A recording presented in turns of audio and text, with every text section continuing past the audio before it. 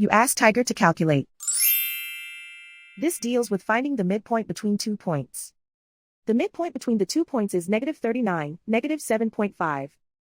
Let's solve it step by step. Plot the 2 points and calculate the midpoint using the formula.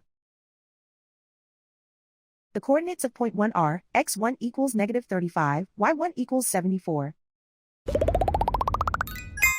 The coordinates of point 2 are, x2 equals -43, y2 equals -89.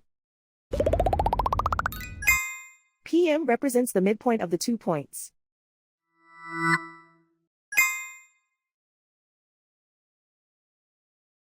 Use the x values in the midpoint formula to find the midpoints x. x1 equals -35. x2 equals -43. Simplify the arithmetic.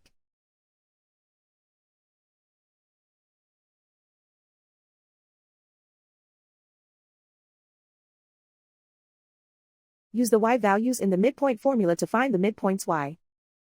y1 equals 74.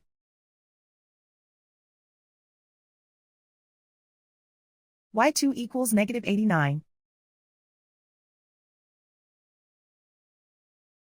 Simplify the arithmetic.